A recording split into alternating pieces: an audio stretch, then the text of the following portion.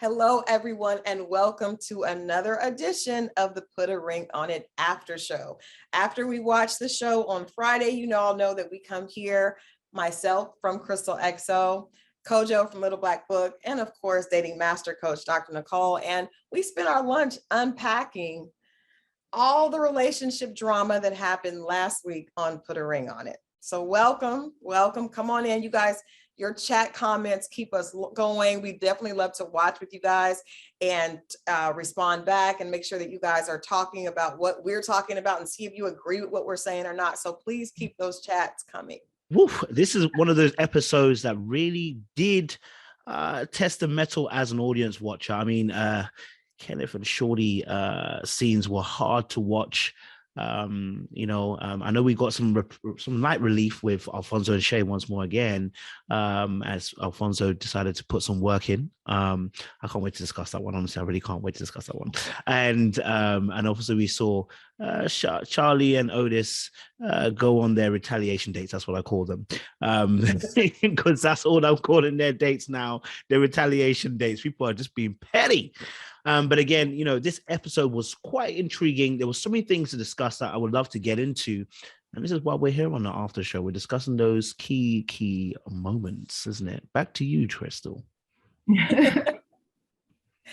Well, I'm excited because, I got to say, you guys know I am a girly girl. And so to see the first assignment that Dr. Nicole gave the ladies to try on wedding dresses, I was super excited. I did that myself last year and I remember that magical feeling, even though I don't know how I would have reacted to doing that in the middle of this type of relationship drama, because usually when you're doing that, you're at an amazing place in your relationship. That relationship is not the issue. It's finding the right dress and making sure everything is together. But we see the ladies trying on wedding dresses, and we also get a chance to see them talk to each other and kind of download what's going on in their individual relationships. So let's get it started. Let's kick it off with this scene with the ladies talking about, trying on wedding dresses and talking about their relationships with each other. Ladies, I'm ready. We're so excited. Oh, snap. Oh my God. Nicole. Charly, you look so beautiful. Are you feeling it, putting the dress on? Yes. I'm trying not to cry right now. You're definitely giving Greek goddess vibe. Look at that train. And the girls look good in that dress beautiful. too. I've tried on many dresses before, but I've never tried on a wedding dress. And so to just be in that moment was pretty surreal. Can you see yourself walking down the aisle to Otis? Yeah.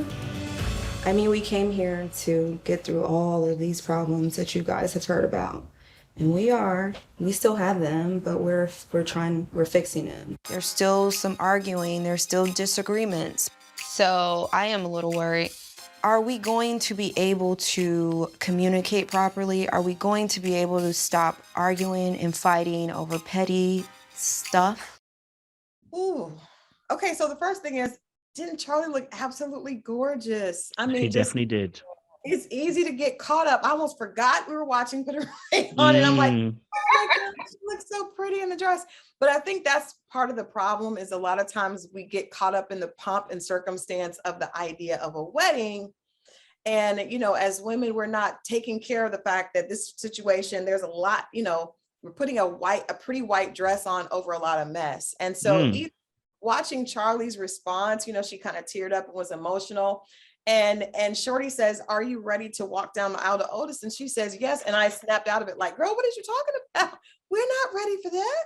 No." So I think, I love this exercise, Dr. Nicole, because it shows this fairy tale idea, but you can't have the fairy tale until you're really ready for that. And you have all the right pieces are laid out. And so often, that's not the case. And we're like, okay, well, I want to do this and I want to have this, but you have to put the work in, you have to make the right decisions. And even though she looked absolutely stunning, I just, hearing her say that she's ready to walk down the aisle to Otis, I think that's probably the most sensitive and the most vulnerable we've seen Charly talk about her situation with Otis. If she's in regular street clothes and you ask her about her and Otis, oh no, he needs to do this, he needs to do that. You put on the dress and the veil and it's like, I'm ready to walk down the aisle. So you see the issue that a lot of women are dealing with. It's right there in plain sight. It's the marriage to the fairy tale. Mm-hmm. Well, a lot of times women are married to the fairy tale before they're married to the person. Absolutely. Right? So it's about making sure that the wedding is all of that. And not enough time and focus goes into making sure the marriage is all of that. Yeah. Oh, that's kind of how we've been indoctrinated in so many ways. And shaking yourself out of that can be a little challenging because people get sucked in to the wedding like it is a vacuum like no other, right? Versus, do we have a strong enough foundation, aligned values, understanding, shared vision, clarity on why this for us? Does it have to be this? All of the really important questions, you'd be surprised how many times people don't ask them because they're afraid that asking the question will reposition the opportunity to walk down the aisle. It's like, ma'am, sir, that's in the opposite direction. You want to know that so that you're clear who you're getting married to. Mm-hmm. Well, I need Charly to unsee this marriage and fast. Okay. All right. Because we have not sorted out the key component issues that are plaguing us. Okay. All right. Petty won't work long in this relationship if we're getting married. But in all honesty, I do understand where Charly and Otis are coming from. I think sometimes when you are in a relationship and you can get so caught up in, as Crystal said, the imagery, the idea, the fantasy of marriage. And it's because we centralize marriage in a lot of our lives. I mean, if you think about your progression of life, how you looked at it when you were younger, you saw yourself, going to school, getting educated, getting a good job, finding a husband or wife, getting married, getting married or husband, wife, the same thing. But, I mean, having kids, and then getting old and then, well, no one really talks about the end part, but you know what I mean? We think about the progression. So the marriage pit almost becomes this absolute importance that needs to happen almost at any cost. And this sometimes can help us have these blinkers that makes us pave over the cracks that we're seeing in the relationship because we've placed that marriage or that wedding day, so I say not marriage, that wedding day above even our own health, mental health. And in terms of the fact our mental health of our relationship, our emotional health of the relationship, we're not in a great place. But do you know what, girl, when you see me in that white dress, y'all better know I finally done it. You can tell your friends you finally done it. You know what I'm saying? Man, them like, yeah, you done, you there, you front of the jersey now. But it becomes more important than actually focus on the health of your actual relationship and the fear of having to start over again and put yourself in a new position where you're choosing someone else.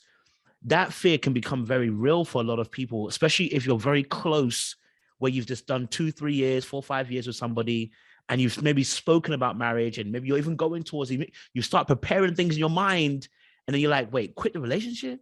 Which is why, Dr. Nicole, my final point is what you were saying, which is sometimes when people hear information that's going to contravene their idea, it goes, whoo, listen, I'm getting married, and that's all I want to hear. Anything else that you say doesn't mean anything to me right now. I've already made my mind up. Okay, I'll regret this later on because the short-term gain is more important than the long-term fails we'll get. True that. Facts. I agree. I just wonder, this show's title is Put a Ring on It. And this season in particular, I don't know that there are any couples that I would support putting a ring on it, at least not right now. Like, we don't know what the future will hold. I do think I would say for Charly and Otis and as Kojo alluded to, we do see some growth with Fonzo and Shay, but still not ready for a ring because you need to be in a total different space. In my opinion, I'm not a coach, but I just would think that we should not be in a situation where we're like these issues that they're having mean that they're not ready for this. I love the wedding dresses. I'm here for it. I'm here for the beautiful, you know, all the pomp and circumstance, but it's just, these couples are not ready for that, in my opinion. And I think what this shows me is comes back to what you said of Nicole on the season about the premise of the show. I'm now 3 seasons in, I'm finally getting it, right? Which is that the pressure of having that put a ring of it at the end actually begins to make people want to make decisions. Because a lot of times what happens, we can dawdle in a space of gray where we are ambling along, allowing things to happen because we're okay, we're comfortable. We're not at the marriage point, but as long as we stay boyfriend and girlfriend, we're cool. No, you're not cool. Because if you actually wanted marriage, then we actually need to start looking at the actual relationship for what it really is. Sometimes we get to play in that space, but we've put a ring in it. What it does is says, all right, are you ready to marry? No. Why are you not ready to marry then? Now you got to ask the real questions now, because you were playing before, right? You're doing boyfriend, girlfriend. That's cool. I hear it. But now we said put a ring on it. Suddenly you're saying you're not committed. You're not ready for commitment. Why? Because now you have to start looking at the fact that maybe we're not that good. I've been dancing in the gray and I've been enjoying myself a little bit in that gray and ignoring certain things. So, I mean, you know, I think that the show is doing what it does best. Put some pressure on your neck. Mm-hmm. Listen, I don't even think it does that. People are like, is it an ultimatum? Do you think this is right? And people have all of these questions. And I say, listen, the cool thing about put a ring on it is these people live together. Usually one or both, the conversation of marriage has come up, but the other conversations haven't. For example, when we talk about what is the vision, what does marriage together look like? You would be surprised how many are like, wow, haven't really thought about it, have never really talked about it, have never really talked about what it would look like with each other. So there's this hypothetical, but there's no conversation about what it would look like with us. Hypothetical. What's the vision here, right? And why would this make sense for us versus staying where we are indefinitely? The conversations that we miss in these relationships are critical conversations. And many are having it for the first time on the show. And that's not a slight to the couples. They are not by any chance alone. Yeah. A lot of couples have never really thought about what a marriage that's meaningful to them looks like. So even if you say, what does that look like? They're like, I don't know. Is it what your parents had? Is it what your uncle and aunt has? Have you seen anybody that has what you think you want? Okay, then what does that look like? Mm-hmm. And if you want to put people in a deer in the headlight stance, ask them that. And the flush that happens over their face a lot of times, it's something, because they know they want something. But when you ask them, what exactly is the vision? And is this the person that you're in the vision with? Whole different conversation. Mm-hmm. You're absolutely right. I'm going to say, you know, I speak on behalf of women. So I know the things that we do, not that they're, you know, are not, I'm not trying to make a general statement, but a lot of times women are focused on, if he asked me, that makes me feel, gives validity and credibility to the relationship, right? And to my impact in his life. So a lot of times the women are so focused on him proposing and that being the thing that they want. We're not really like those questions that you just asked. A lot of times those questions are not being answered. It's just like, okay, we've been dating, we may be living together, he needs to propose. And it's like, okay, so then what is going to happen after that? And they're not even thinking about that. It's like the idea of winning. I'm winning the situation over. So he proposes, I got the ring, and now I'm a wife. But what does that mean? And we haven't even talked about that. We're so focused on getting him to do something. And a lot of times there's pressure, there's ultimatums, there's just a lot of innuendos and subtle and not subtle sometimes demands of, I want to be married, he needs to get ready, he needs to propose, what are we doing next? But we haven't even dealt with any of those questions about what is that going to look like afterwards. And I would say, just from the women I've talked to and talking about relationships all the time, a lot of times the women are usually the ones that are a little bit just not quite into reality. The guy is like, I haven't proposed because we're not ready. Like, we're not ready for that. And the woman is like, well, I want the ring, I want the dress, I want the big wedding, I want that.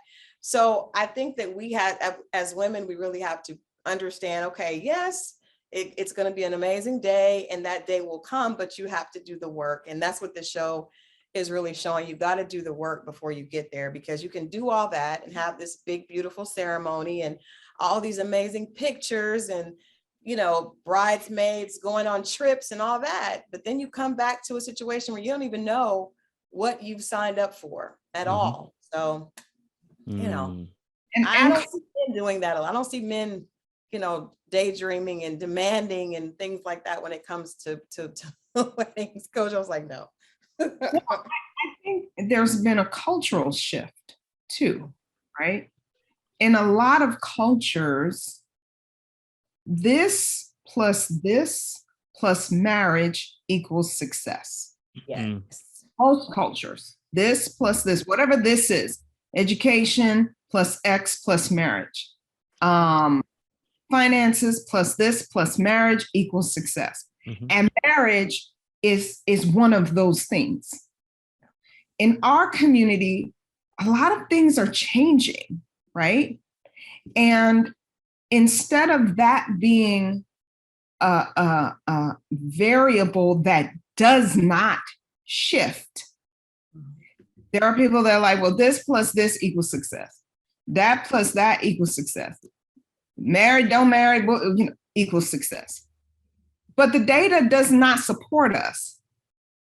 The data of marriage says if you are married, you are likely to be healthier, your kids are likely to be healthier, you're likely to live longer. So we've made a variation that does not work in our best benefit.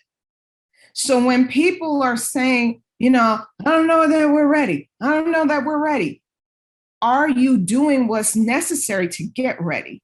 Because saying that you're not ready for a test and not studying for the test does not an A make. So if you've decided marriage is part of your success equation, what are you doing to get ready? Versus saying, well, we're not ready. Okay, great.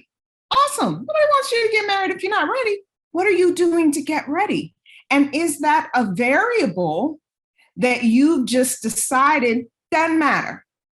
Because in other communities where it is an absolute part of what they consider necessary for success, they're doing better. So there's a part of this that we don't really talk about, but that's one of the things that excites me about Put a Ring on It, is because we're talking about an engagement. Nobody walks down the aisle. It is, are you committed in a promise to build and move forward in something that many other communities are not willing to negotiate as part of you being healthy, living longer, being successful, having stronger families. And if not, then you get to go in a different direction and see if that exists with someone else. But at the end of the day, nothing becomes ready because you just want it to be. It takes work. So for the men who say, we're not ready for that, are you ready for it? And what are you doing to get ready? For the women that say, well, I just want it to be this. It's just about the dress. He gets to say, are you going to get ready? Because some of what's happening here means you're going to fit a certain dress size, but we're not going to be ready for marriage. And what does that look like? And I think our show pushes people to have that conversation. And that's a worthy conversation. Because if you get to the point of proposal and you've done the work, you've had some really critical conversations. Now you get to decide, where does your commitment lie? But that's a community conversation that's getting really rattled for us. And it's got some implications that honestly, they're not doing us a great service. Yeah. Insane. Well, we are, in a good space. We see Fonzo, the next couple, is doing the hard work. I'm excited about this next clip because, we talked a couple of episodes ago about, you mentioned a man stepping up and saying, you know what, our relationship, if he has a child, a child's mother, our relationship is not the same. However, there's still value here. And I was so moved by that because so often we have this cultural conversation of baby daddy versus baby mama. I hate those terms, but that's what it is. That's what the community and the culture calls it right now. But those relationships are often toxic because they're not handled correctly. And so I love the fact that we see Fonzo stepping up and really, stretching and growing. And this conversation that he has with his child's mother could not have been easy for him. We see a lot of times Fonzo would deflect by laughing and just kind of blowing things off. But we see him really dig down and do the hard work in this clip, talking to his child's mother, Jewel.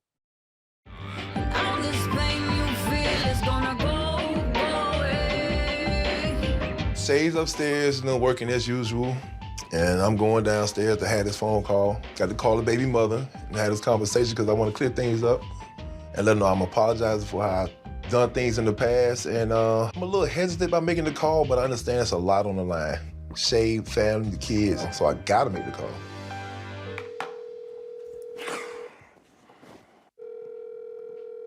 Hello? Hey, how you doing? Good. You all right? Yes, I'm fine. How are you? I'm good.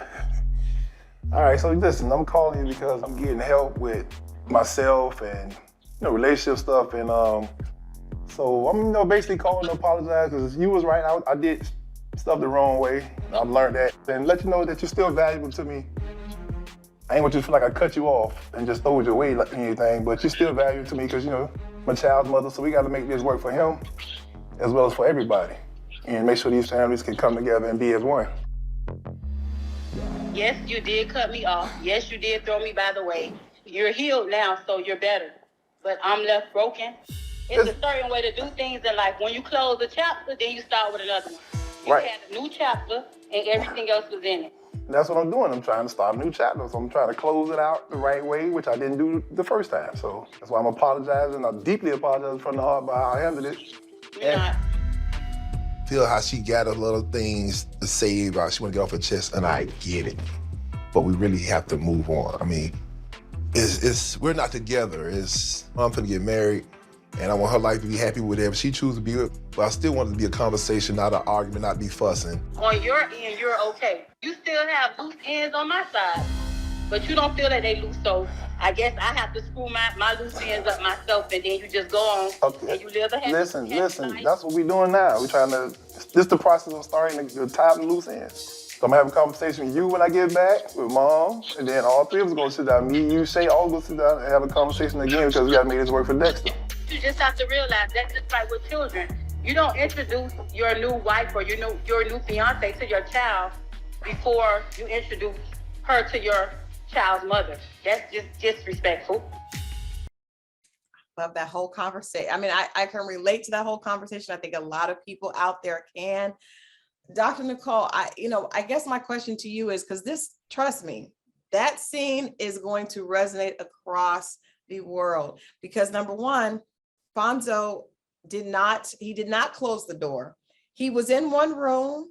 He cracked it open and slid over to another room, but he was not, I guarantee you the time overlapped, at some point. And so we see the culmination and basically what happened because he did not set boundaries. He probably wasn't sure at first what he was doing.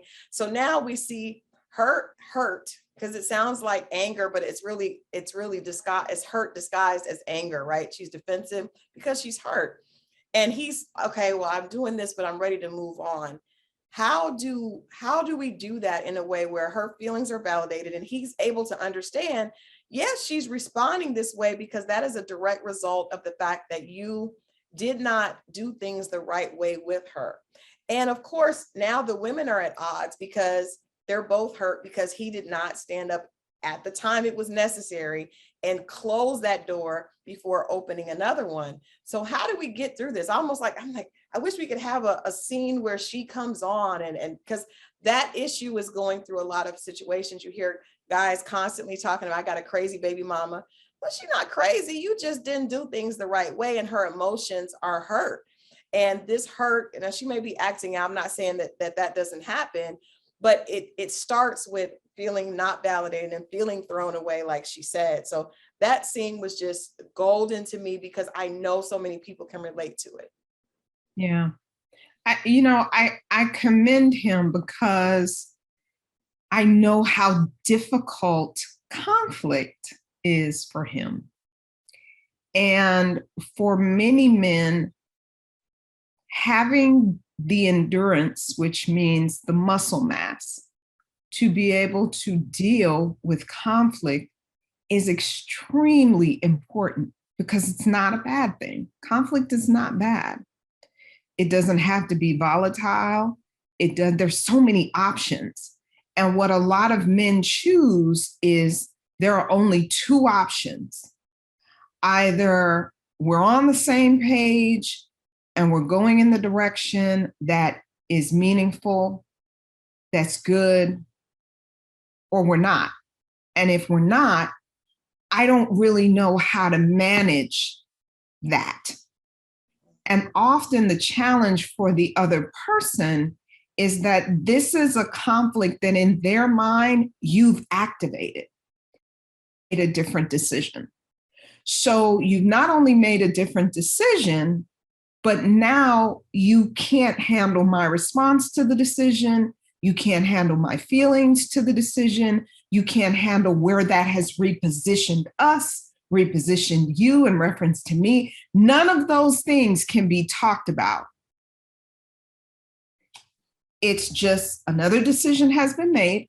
And sometimes you haven't even communicated that another decision has been made. The way people know another decision has been made is because your behavior has taken a different pattern. And what that does is it really leaves the other person feeling quite powerless. And then they find other ways to assert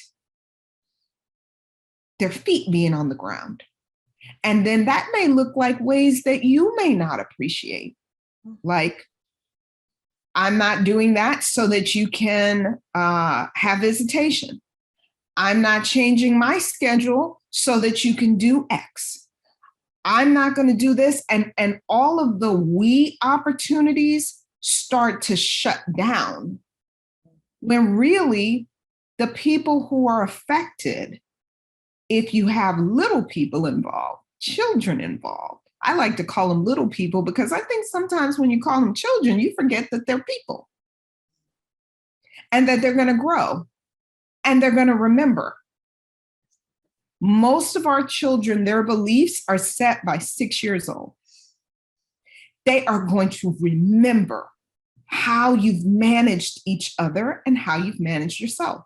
So with Fonso, it's interesting to watch his body language. That conversation was not a long conversation, but look at what he's going through just to hear a little bit of her truth. And he's like, we got to move on. No, we don't have to move on. You have to help me move on. We got into this together. If we're not going to be in it together any longer, we have to help each other move on so that I can heal and do new, you can heal and do new, and we can create new together, because there has to be a new between us to be able to care for our kids, our responsibilities, not to mention all of the people that are part of our relationship, whether we have kids or not. So how about we start walking through that? And the more men, especially in our community, get tools to help them, the better this is, because it rarely has to be as bad as it turns out. Often it's bad because of lack of care. That's why it gets so bad. It's lack of care. It's poor management. But if you get in line, align with one another, and decide to manage each other with compassion, respect, regard, and good boundaries. That means we ain't still having sex. We ain't still doing stuff that says we together, but we not together. Let's just speak on it. Call it what it is. We've got clear boundaries and we've got clear intention, so our children and the other people in our lives can trust us to follow our lead. Then we've got something to work with. And that this conversation for Fonzo is, I love when he said, that's what I'm starting now, versus feeling like this one conversation is gonna fix all of what we've done to each other. Because it's a co-created dynamic, but when you decide to make a shift, you gotta help the other person with that shift, especially when you have kids. Kojo, what say you, my brother? Pull out the note. You know, I might say something unpopular. First and foremost, I definitely agree with the fact that we've been saying it all season. Alfonso is responsible for the way the shape of the dynamics are, because ultimately, he has failed in the passivity to really kind of let people be in their established positions in terms of where he sees them in his life and what role they're playing in his life as well. And I think that conversation kind of just showcased how difficult it is for him to be assertive and let people know, hey, look, do you know what? This is what it is, X, Y, Z. He's rubbing his forehead. He is stressed. And I feel for the brother. He is stressed in that moment, boy, trying to assert what he actually wants in that dynamic. But I'm going to say something. I'm going to need this young lady to get past this moment. I say this because I know he left the door open slightly, right? I know he didn't close it off effectively. I know he didn't do the best job in terms of having closure around what you guys were doing. Now, we don't know 100%. Maybe he was overlapping with him and Shay. It sounds like he was overlapping with him and Shay. But let me just say this now. If I see you moving on, I'm going to start my process of healing myself, because I can't be waiting to see if you're going to come back through that door like I'm a young kid waiting for my dad to come back from a long shift. No. I'm going to start my own journey. I can't wait for you to give me the green light to now start healing. Agreed. You know what I mean? That's the only part I was like, when I was hearing it on the phone, I was like, baby, are you waiting for him to give you the green light before you can heal yourself, babe? Like, no, that means you've been missing out on whatever you've been missing out on, because you've been waiting for him to say, I've moved on. The moment I saw you someone else, that's what we're doing. Either I'm confronting you or I'm saying, let me go and start my journey. Remember, we are not robots, we are people, right? I agree. We have children. And Alfonso's got a mom who introduced him to the woman who is now the best friend. They got all kind of nice tangled up stuff going on. So yes, she has to heal herself, but you get the response based on, in part, what you give. If you want there to be respect one to the other, the best way to model that is to give it. Now, you may just really bless up. You didn't do anything right. You didn't close anything. You didn't, you have just rough shot everything. And the person says, when they go low, I go high, right? And they've got it all figured out, and they're like, it doesn't matter what you do. This is what I'm gonna do. Good for you, if that's what you get. But most of the time, people are in action-reaction mode. So what you wanna do is heal yourself, and you also wanna recognize that you have to be responsible with how you manage other people. They've been having conversations or not having conversations for a minute. Now you're having a conversation, and what you recognize from her tone and what she says and how she says it is this is probably the first time they've really talked. And the problem with that is we are community. Community is our survival. This individual stuff that we're adapting to, it is something. I don't know what it is, but it's something. Community, though, is where we thrive. So if you're not okay, and I know I'm in part a reason why you're not okay, my communal side says, can I fix that? I can fix that. I can apologize. I can fix that. I'm going to choose Kojo and not a disparaging word. I can fix that. I'm going to say, hey, I didn't do that right. I'm not trying to disregard you. I'm not throwing you away. Because remember, robots don't really know each other's history. They're just machines. We as people, when you are with someone, you know their history. You often know their wounds. You often know the things that did not go well in a loving way. So when you manifest that towards them, you take away your ability to be a tribesman. Not to get deep, but you take away your ability to say, listen, we ain't together no more, but I got you. We're just not together. So we got to figure out what that looks like so that when the person moves on, they move on more whole, not more injured. Because everybody's moving on to somebody else, but we're all still connected. Yeah. I think, a lot of it is, like you said, how you move on.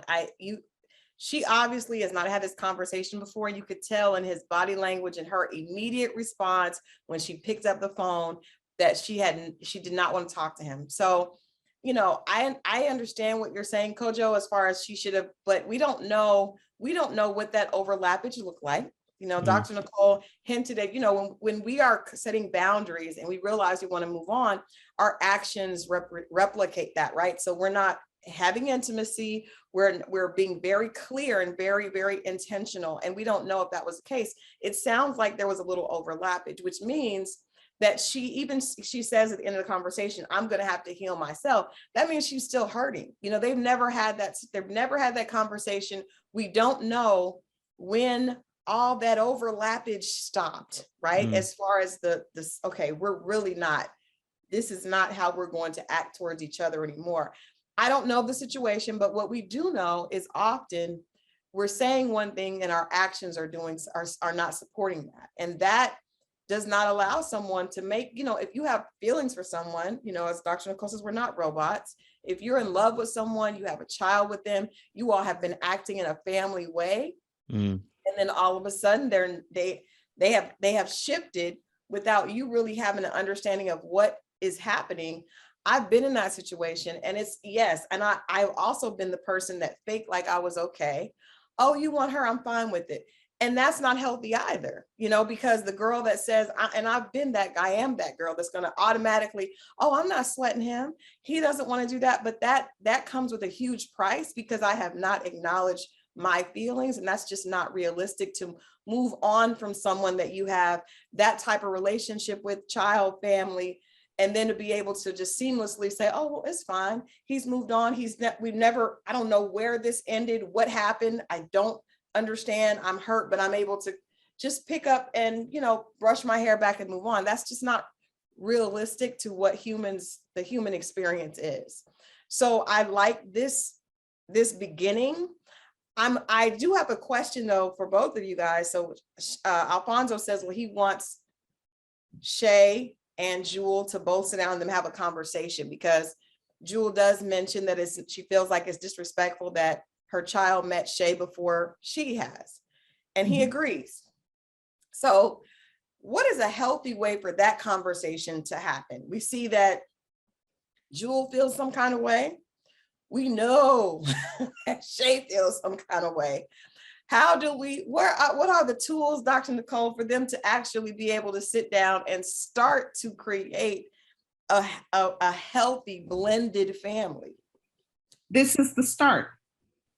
The thing that I love about men, and I honestly believe this, they have some healing powers that are rarely recognized when it comes to healing the family. It's not just what a woman can do. A man can really do some things that even when everything seems broken, he can heal it and bring it back together, especially if he's present and he refuses to not choose to not be present, right? So if he says, I'm present, I'm in it, this is my tribe, these are my kids, this is the woman that I was once with, I loved her, I have a child with her, or we had a sexual relationship, we brought a child into the world, we had a one-night stand, we brought a child into the world, whatever the dynamic is, there's so many options. When you say, I know how powerful I am as a man, especially with tools in my hand, everyone in the tribe can learn from you, even if you are not with them. So what he now has a chance to do, he's changed his positioning. He's now moved into the position to say, I can heal even what I may have broken because I'm going to help. And I'm going to learn continuously so that I can stay in position of help. When a man does that, most women in the tribe will shift their positioning because now he's leading. He's saying, am I perfect? That wasn't the assignment. Otherwise, I would have failed a long time ago. I don't have this all figured out, but I come in peace. I mean no harm. And I am asserting my male goodness, yummy energy that can fix things that are broken. And I will get more tools as I go. Here's what I can offer you. Here's what I can offer you. And here's what I offer us. Well, what do I offer us? The opportunity for legacy. That's what I offer us. So that Dexter, Mr. Alfonso's son, can say, look at me. I got a mom and I got a bonus mom. And both of them hooking a brother up at Christmas. And both of them love me. And grandma loves me. And when we all come together, everybody is good with one another because we're good. This is my tribe. These are my people. Versus being a little person that has to choose. So he has begun a new narrative that if he stays in it and he does not move, he's flexible, but he is not willing to be repositioned as if he doesn't have any healing principles, it will heal. Absolutely. And that's how you get women who were once enemies who are now like, girl, Father's Day. What are we about to get him for Father's Day? They could not stand each other, but now they're like, we have a vested interest. And we're going to take care of that vested interest.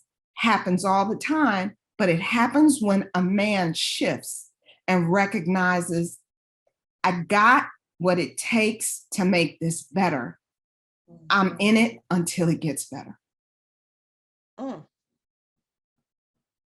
That's that wisdom that Dr. Nicole brings every week. every week we're getting, I mean, that is the definition of leadership in it, and it's family and community and all those things that we talk about, but really don't know how to implement, you know? Yeah. Kojo? Hey, I think that's Nicole said it all. Sometimes just let it be, let it be. Does Nicole handle this one perfectly? Tap out. I tap out on this one. We try. I just came back from vacation. We try. You came back with that vacay energy, baby. That's no worries. I won't say too much at all. You're good. Yes. That's me. But obviously we got to see our last couple. It was, just they've been having trouble all season long, Shorty and Kenneth. And it seems to have grown to its climactic position now, with Shorty and Kenneth going at it, letting each other know how they really feel. As Shorty says, liquid courage. It was going so well, and then suddenly it's carteled off. And so we want to look at a little bit about the explosive argument, and maybe we'll have a discussion about what actually happened in this episode between Kenneth and Shorty. I ain't no chilling out. Chill. We should have chilled out 6 weeks ago. This morning, I feel liberated, rejuvenated. I'm ready to, have a talk with Shorty and let her know how I feel. I don't know how it's gonna turn out. Every time I bring the real, she always point to the door after that because she can't handle the truth.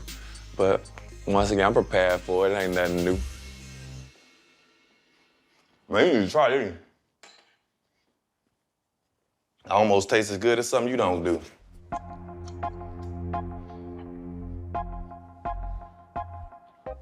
What's down?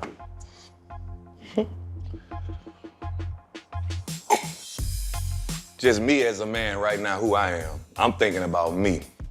Marriage is the last thing I need. Yeah.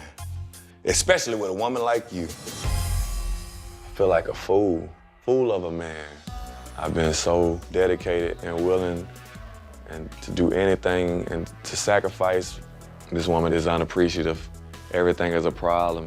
As a man, that don't make me feel good at all, but as a man, I know I have a voice to stand up and say how the I feel and what I mean, and you're gonna feel this realness. I'm like marriage at this point, and I want it someday. I want it from someone that genuinely loves me and ain't judging me for everything, know the sacrifices I made, know my work. Be honest, I don't feel none of that in you. I've been lying the whole time to myself, like making an illusion. I was like, man, she good, like she love me. Like, man, this don't love you, boy. Stop lying to yourself. You done came on this bitch and told everybody in the world how you feel for me. Girl, you ungrateful as the It's interesting to hear Kenneth boldly bashing me the way that he is, because that's not typical Kenneth. But seeing him drinking makes me think that maybe some of that liquid courage is what has him losing his mind right now. You got me up. Yeah, you do. And be honest with you, you wasn't even my flavor. I lost myself, man. People that know me, know me. They be like, boy, you out your damn mind. What the hell wrong with you? Shake back. Come back. We know you, boy. And my thing is, I gotta stop making this seem like you give a You don't. You weak. I would never settle for that. You might think I'm talking and babbling on, but this is me real. You should go pack your stuff up so you can go ahead and get up out of here, because I'm feeling the same way that you're feeling. I'm not feeling you. So, no, I don't have more patience than 3 years to wait on a man to get his stuff together. Oof. Oh, that was definitely hard to watch. I think it was hard for everybody to watch. Even watching it, again in that clip is difficult to watch. But what I would just say to start it is like, Kenneth is drinking, but I don't think that those words and that energy is coming from that liquor. It's coming from him feeling like that inside, and that, the alcohol maybe giving him the okay to say it. But it's not, all that stuff is stuff that we've seen him suppress, or maybe not show the cameras, the entire time.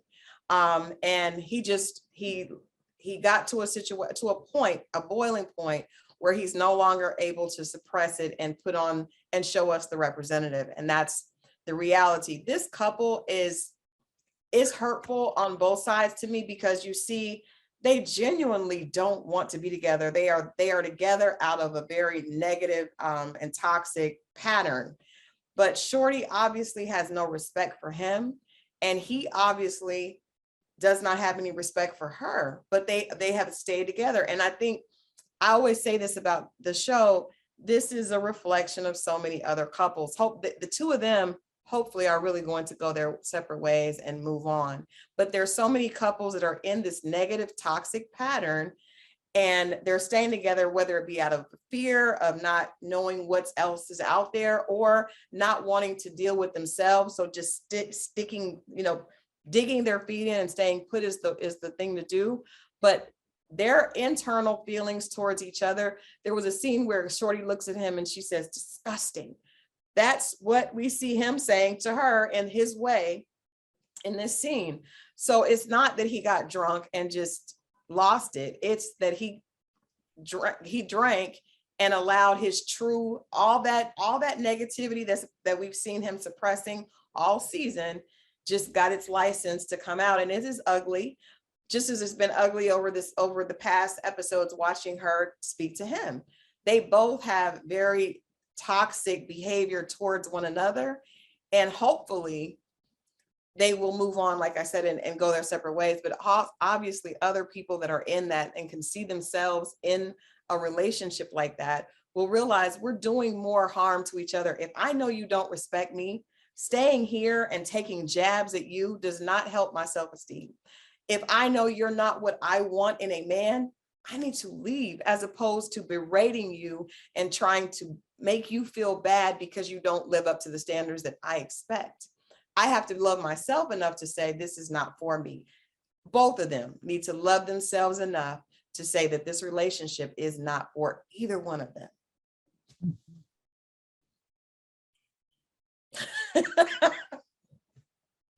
Kojo, what's for you? Look at you, waiting for me for a second. He like, come on back, Nicole. What do you have to say, sir? You know what? Kenneth has been boiling for a very long time. He's been stewing on this for a very long time. And it was scary to watch. I'm gonna be honest with you, right? It's the unpredictability of seeing some of the movements he was making, right? As much as it was the energy and the tone and some of the words he was saying, it was the unpredictability. There was a lot of movement. And even for me as a man, if I see another man moving the way he was moving, my hands are ready. I'm just being honest with you, because I don't know what can happen at this point. Because the way you're moving around the place, you get close for a minute, you back away, you go outside, you come in, you're now leaning over the edge of the couch, you're now leaning on the couch, your legs over. There was a lot of movement that at any moment, I don't know how you're going to behave. There was a lot of unpredictability in that moment, which is what for me made it concerning even the more. In regards to what he said, I think it goes back to what I've said about Kenneth for a long time. And I will say this, worshippers will always die by sacrifice. This is what happens. And this is why I talk about nice guys versus good guys. I don't like nice guys, and neither do women. Nice guys always are a problem, because nice guys don't have good boundaries. They're not assertive. They don't know how to say how they feel. They bottle things up. They use niceness as a tactic to get inside. And then they do what Kenneth does. Bottle it all up, boom. And so it's like, watching Kenneth explode in that moment, all those truths, had it not been the drinking, had he been sober enough to be like, hey, look, this is how I'm feeling, X, Y, and Z, we don't get this scene. But we get this scene because you've bottled everything up. You have tried to kill her with niceness. I'm not saying Shorty's innocent, by the way, but not a shot. But you've tried to kill her with niceness to try and broker some leverage in the relationship with your, I'm being nice, I'm doing this, I'm doing that. And you can see how it's ended now. Now she's no longer playing ball, because this all happened because it was at the point where she said, they had that last conversation where she said, I basically can't see marriage. I'm pretty much at the end of my door. I'm pretty much packing my stuff and I'm pretty much going. That was the last kind of conversation we're really kind of having. And now you explode. So now I've got to take into account everything we were just seeing in this last episode, right? So I believe Shorty's got some things to work on, but we take this all the way back now to episode 2, where you're sitting in the car and you took her phone. We now have to get back to the fact that she told us, or she told Hollywood, I've tried to leave several times, but he won't allow me to leave. I now have to look at those incidents at a much more deeper level because you've just shown this to me. I was looking at it deep before then, but now this is the evidence we've seen on our screen that behavior is not isolated anymore. It's part of your ethos of behaviors. Even when she's saying, you can pack your bags and go, you can be out of here. She's ready to go and I'm ready to go. Okay, I'm ready to be out of here. Like, this is done. And you're still saying in your mind, I'll be back. And I believe it. You're probably going to force your way back. I believe you're going to try again. I believe you're going to say some things, try and get her back. I believe you're going to, try your best, right? But now I have to look at you as somebody I have to fear now, because it's no longer just a boyfriend where, your boyfriend maybe turns up and says, I miss you and I care for you. Like sometimes, them kind of things happen, or your girlfriend goes, I miss you. It's no longer that innocent thing anymore. You are now a danger emotionally and potentially physically to this woman. We have to look at you differently. This behavior capitalizes everything that's happened on that season. And I can't give you a pass. We can't give you a pass on that behavior. This has got to be nipped in the bud. And I believe someone needs to step in and to separate these two, because as toxic as I believe she is, you are a danger now physically. And the difference between men and women, is why I say we're not equal, we're equitable, is because if it gets physical, this ain't a fair fight. So there's no equality here. So I have to look at your actions with even more intensity, and we talk about femicide and talk about the rates of how Black women are being killed. I can't play with you, bro. No offense to you. You may think you're just being emotional, but your emotional can hurt somebody. And I can't rock with that. I know I'm being a bit strong with my words, but that's how serious I believe the incident actually is. Let me add something to the conversation. We have a responsibility to ourselves to protect our water. And what I mean, drinking a glass of water, it's down to the bottom. I have a responsibility to make sure nothing toxic gets in, right? So that I'm drinking from a clear glass. We have sometimes too much leverage in what toxic behavior looks like. And it is quite costly. I'm not going to go into whether or not he's more toxic than her, she's more toxic than him. What I am going to say is very clear, is that these two individuals are very toxic towards each other. And when you are toxic towards each other, the opportunity to escalate is more prevalent. It is. So your job in self-respect is to say, the way you talk, the things you do, your lack of boundaries, your lack of respecting my space, respecting what is confidential, et cetera, says to me, you should not have the privilege of being able to hurt me. Because that's what relationship is. You being close enough that you have the privilege to hurt me because I am vulnerable and connected to you and with you, but you choose not to because you honor me, you regard me, you see the blessing that I am and you are when we are in the same space. When you see a person cannot be responsible for that responsibility, you usually, nobody just walks up to you and smacks you in a bar and then says, let's go eat. I don't know those people. Do y'all know those people? Doesn't happen that way. So when you see that there are boundary violations on either part, and the person cannot handle the privilege of being at your table, you have to make a different decision. It's not your fault what they do, right? So we're not talking about blame, but what we are saying is you have to first manage your own vessel, period. And be able to say, this is not love. This is toxic. And you're trying to fill my glass with mud. That's not allowed here. I wish you peace and farewell, good tidings and bye-bye. Because what we're seeing now is something that it's hard for us to understand and explain, right? It's hard for us to see, but it happens way too often.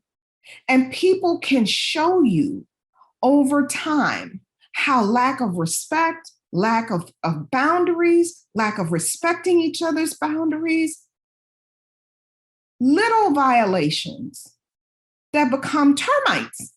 That's the only way I can put it, because they're little, but they add together. And before you know it, everything is eating away at the wood. Now you're checking each other's phone and you're checking each other's credit card statements and come on. And it just builds and builds and builds because there is a lack of ability to say, I get the right to say how you drive on my freeway. You speed too much. You don't follow NAS sign.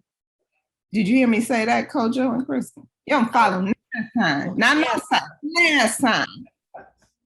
That means you can't regard what's happening here. Can't trust you here because you don't know how to take care of this. So I'm going to release you to be free. And if you can't obey my desire and decision to release you once I have boundaries, then there are other things I have to activate to make sure you obey my boundaries. So we've got some lessons to learn with Shorty and Kenneth that I hope we don't miss. Because if we're not able to see how our self-respect teaches others how to treat us, then people can come and do what they want.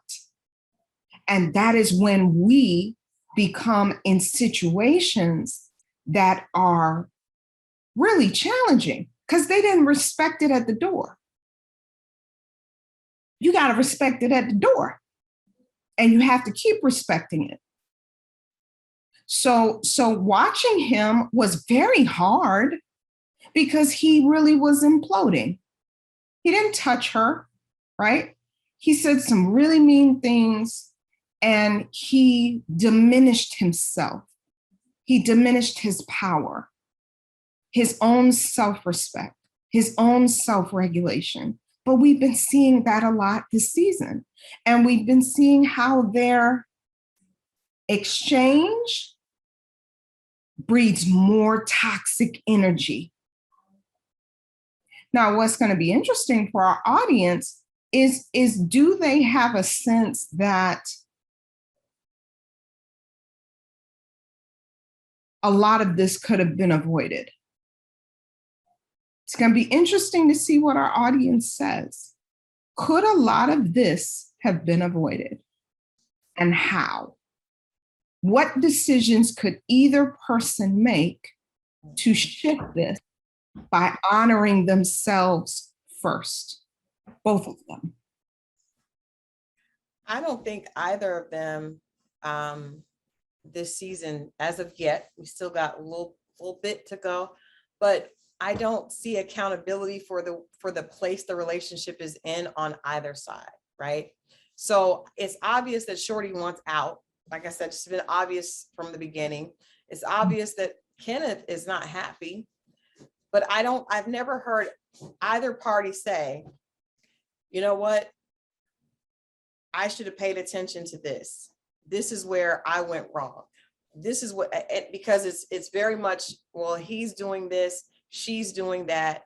And Kenneth actually was just in denial. Like, this is what I want. It's not really what you want, sir. It's not what you want, because the way your actions are not in line with the fact that this is the woman that you're truly in love with. You are taking screenshots of her bank account, sir. No, that's not how you treat a woman that you love. You're not, you saying that I'm just going to sit here and not date, and that's not really what you want. I don't know why you're saying that. So what I'm hoping we'll see is that they will go their separate ways, but we'll be able to see a little bit of self-reflection for Shorty to say, you know what, he wasn't what I was looking for. This never was for me, and I should have made the decision to do differently at this point. And the same thing for Kenneth, because it's clear he knows that she doesn't like the man that he is. And I don't think, and as he said, it's so interesting because she was just sitting there with her face like, this is the Kenneth I've been waiting for. She knows that was him. She was sitting there like, get it all out. And what she says is very interesting. She says, this is not regular Kenneth. This is not him. Maybe it's his drinking. She never says, this is how he shows up all the time.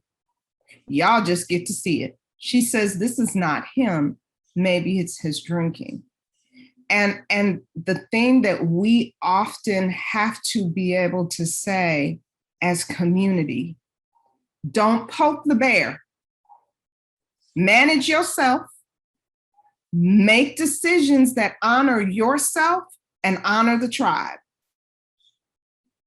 Even if that means, I'm so sorry, this cannot continue because I've got some things that you're now pushing my buttons. And if I don't manage myself, I will become super critical of you. If I know myself, right? I got some tendencies, right? And because of our exchange, I know that this gives me a license to move into a space that is not my best self. So I'm gonna let you go. Okay? Always looking out for community, self, and the tribe. Because when we look at them, if you're looking, what you clearly see is if they break up, they're going somewhere else. They're going to show up at somebody else's door. Kenneth showed up in Myasia's life. Shorty will potentially show up in Tavy's life or somebody else's life. This is a cycle and a circle, It's our job to say, let me opt out. This is not the playground that I should be in. And a lot of people may not want to hear that because everybody blames somebody, fix them, make them do better. You fix you. You do better. If it's showing up in more than 2 or 3 relationships, it's you. Go figure out who can help you, right? Home Depot is a coach. Home Depot is a therapist. Home Depot is a men's group. Home Depot is a book. To fix yourself so you show up in the tribe better next time. That's what I'm hoping for both of them. And gratefully, because of how our show works, it would never have been volatile because that's not what we're doing. Thank God. We are all in agreement. That's not what we're doing. But if we weren't there, what would this have looked like? I don't want to know. I don't want to know. Stuff. And just to even that as well, because I think from a male perspective, I think, when you have a feeling of inadequacy, you're always in a space of deficit, trying to make up, those extra mileages that between yourself and that expected standard. I think we spoke about this the last week, Dr. Nicole, where we spoke about, the expectations and the weight that Shorty has for Kenneth, and that consistent place of trying to be results orientated. Everything you're doing is being measured. Everything you're doing is being taken as a measurement. And if you place yourself there, you ask yourself the key question, why did you place yourself there? Number one. But number two, also, what does that do to you as an individual? You know, and that amount of pressure makes someone crumble. And I'm not putting the blame on Shorty. What I'm saying is, as a man, if you don't have a hold of yourself and what you expect of yourself first and foremost, and let that be your standard and your guard, you start operating on what other people expect from you. You know, we heard Kenneth berating, saying, you know, I have friends telling me, this ain't you, Kenneth, this ain't you, Kenneth. Well, Kenneth, are you here? So why are you here? If they keep telling you why, Kenneth, it's not you, it's not you. But you here, Kenneth, and you've been here for a little while. So it is you, right? You just haven't seen that there's a part of you that's responding and wanting to be here. There's something that's in you that is being drawn to Shorty. It's the same thing we said about Shorty a few weeks ago, saying, I'm above this relationship. Well, then, babe, why are you here? Both of people keep saying they're above this relationship, but y'all here. Because it's really your standard. Until you heal, this is your standard. You want more, but this is your standard. Until you heal, this is still your standard. And I think for Kenneth, you know, same as Shorty was saying about the frustration, there's a lot of frustration you're feeling right now, right? Because you betrayed yourself. You know, when we betray ourselves, we tend to try and blame other people, but it's actually you're angry at yourself because you know this is not what I should be doing. This is not what I should be accepting. I deserve more than this. And that's fine.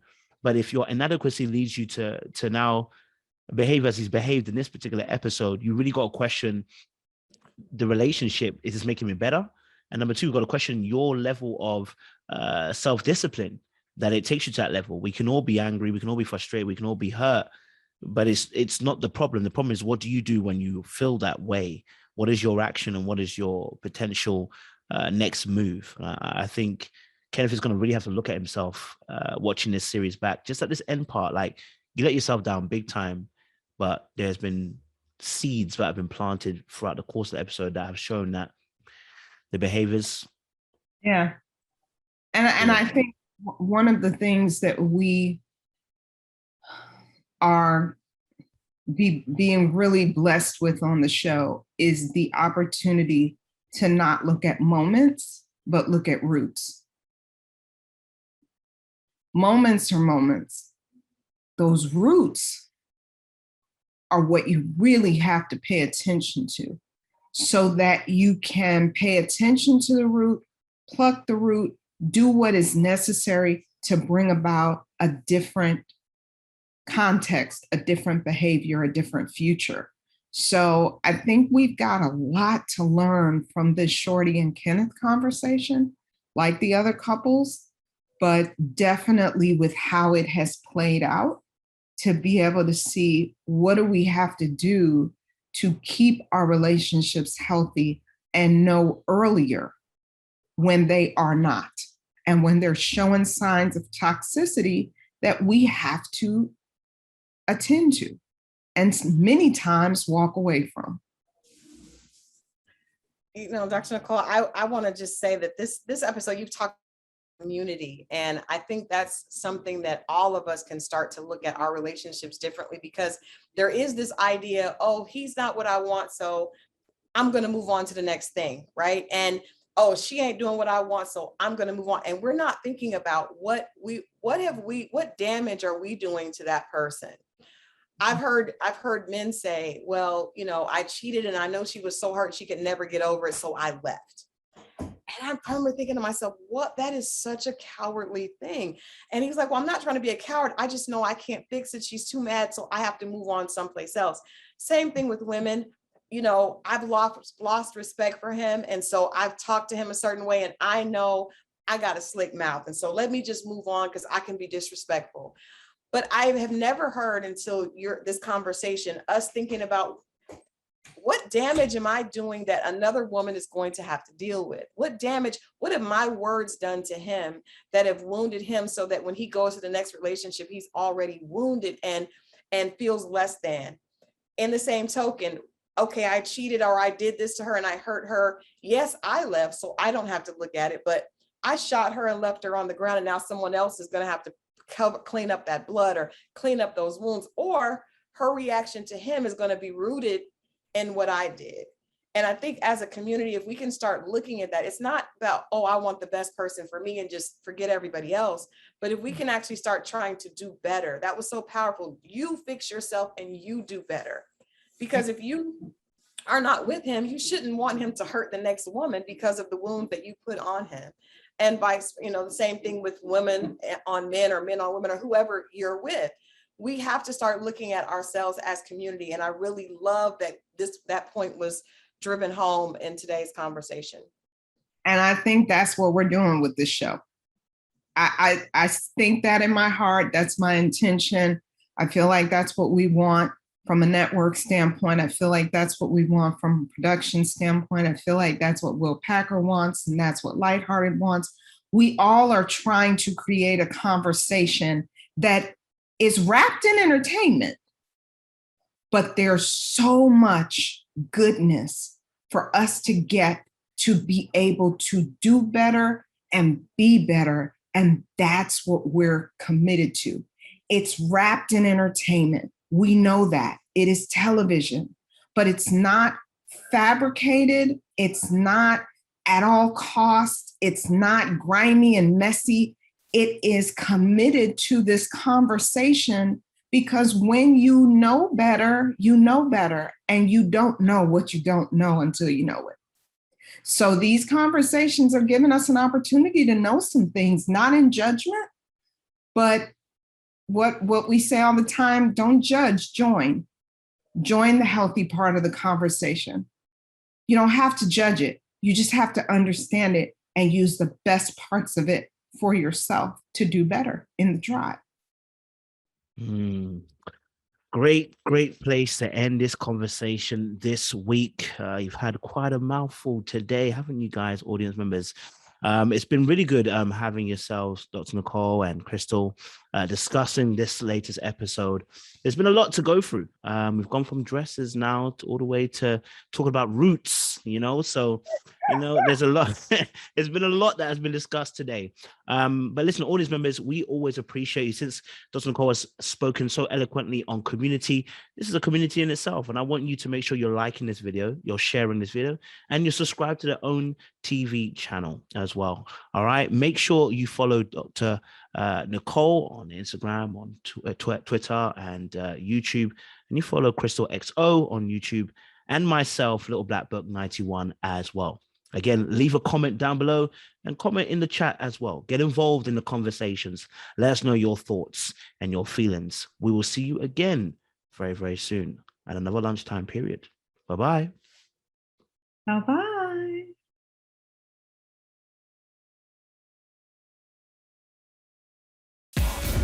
There are more ways to watch OWN now than ever before. For more information, go to findown.tv.